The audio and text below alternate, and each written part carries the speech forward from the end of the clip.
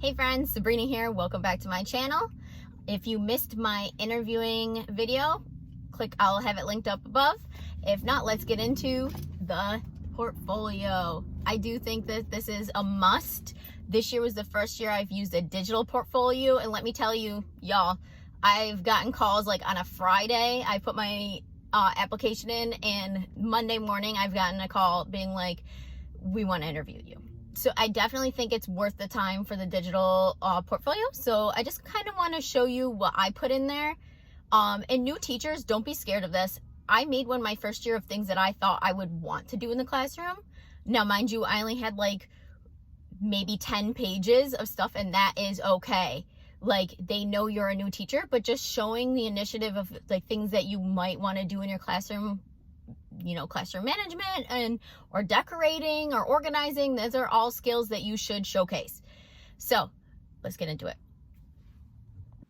I wanted everything to match, so I used Pocketful of Primary's teaching portfolio. I also used her resume and cover letter. It will be linked down below. My first section is informational documents. You can pause right here if you want to read them all. I will go through them quickly, but I did include my resume in case they clicked on my cover letter with this digital portfolio, that they could see my resume if they didn't have access to that right away. So that is why I put the resume first on this section. Now I had to block everything out for privacy, but you can see that my resume template does match my portfolio, which I really think is important. Then I added my teaching certificate, my philosophy of education, which I do think it is important to take time and showcase what your philosophy is, and it should be shown throughout this portfolio.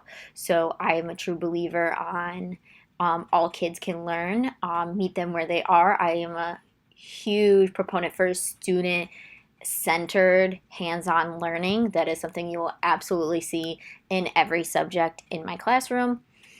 So I wanted to make that known, and then I kind of back it up with all the pictures that you will see throughout this portfolio.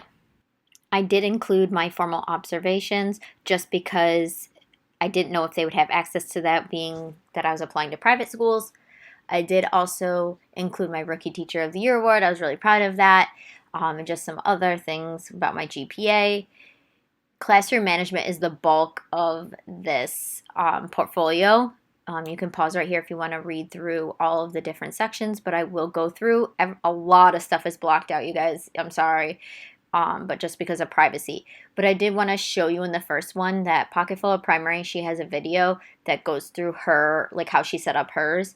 And I liked that she did bold certain words. So I did carry through that theme throughout my whole digital portfolio. So my first subject is just how I am a huge proponent of building meaningful relationships and how I incorporate that through my classroom management, activities, and how I scaffold kids based on those relationships. In the next section, I go over my classroom community, how that is really important inside my classroom, and I show how I do that through collaboration. And I'm a huge proponent for morning meeting. I love morning meeting. Kindergarten Smorgasbord has a lot of great resources if you're looking for new ideas of morning meeting, or the responsive classroom, I think, has like a whole book on it. Next, I like to showcase how I establish routines. I believe most of my classroom management / behavioral management is based upon teaching very clear routines, and I use daily slides, and I kind of explain and show why that's so important inside my classroom.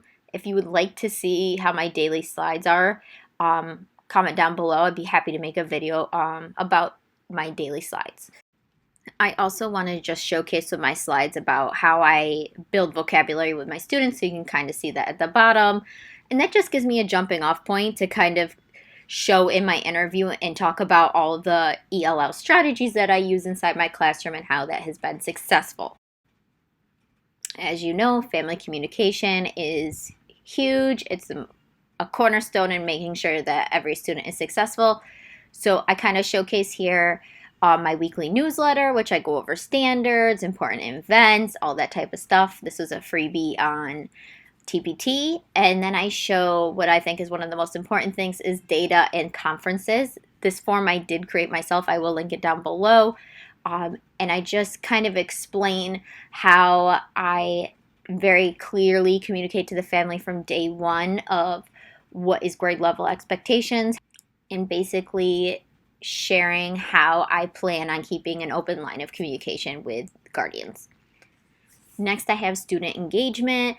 This is one of my favorite things to talk about and show, and it's just basically how I like to use hands-on activities inside my classroom. I do boss of the day. I do lots of games and partner games that review skills. I love to do Flashlight Friday just to help with gaining the love of reading, which I'm a huge reader, so it's not hard for me to share that love with my kids in the classroom. And I just like to showcase that because I want to make sure that administration, wherever I go and end up, they find that to be important or a priority like I do. And this is why I think it's important to make sure that you are you in your portfolio and you show what amazing things you do inside your classroom so you find a good fit in a school. Next, I have classroom setup. I know you can't really see it, but I made the DIY pocket charts from Kindergarten Smorgasbord, and that's one of my areas for the student-centered hands-on activities, so I wanted to showcase that. Next, I wanted to just showcase basically how I organize my instructional materials and kind of what my classroom will look like a little bit, so they can just see that and see my bright and colorful and very labeled classroom. I just kind of talk about other strategies that didn't really fit in anywhere, but I wanted to make sure that I highlight. The last section is basically anything that didn't really fit in the other two, but I still wanted to showcase. I still felt like it was important to touch upon. First being classroom transformations. For those of you who hang things from the ceilings and you do the whole all out, you should showcase that. I don't necessarily do that, but I do like transformations. I do think it heightens engagement, and I do a few a year, and I just wanted to showcase that. Especially, like I said before, I want to show administration what will be going on inside my classroom. Next is just a little STEM and STEAM, kind of showing how I incorporate that across the subject areas. I do think that's important. How I DI. I think this is also important, and it's a good jumping off point when you're in a interview, especially if you're first year teacher and you kind of just, you're nervous. I think this is a good thing to have in your back pocket. You can pull out your portfolio and talk about things. Next is data tracking. I do think it's really important to showcase how you are using data to implement your groups or my centers, informally, formally. So I kind of just like to showcase that, and it's a good discussion point also in the interview. Next is school community. I just wanted to showcase that I do, I'm willing to help out with different school events. And the last is these kind notes. One time in school, I came into the teacher's lounge and there's all these notes from parents. I had no idea they're doing like a shout out week. So I was really proud of these and I included them in my portfolio. I hope you got some ideas of what to put in your portfolio, but at the end of the day, you really need to just be yourself and showcase that. And it's a really great tool to make sure that you end up at the right school. Good luck, y'all.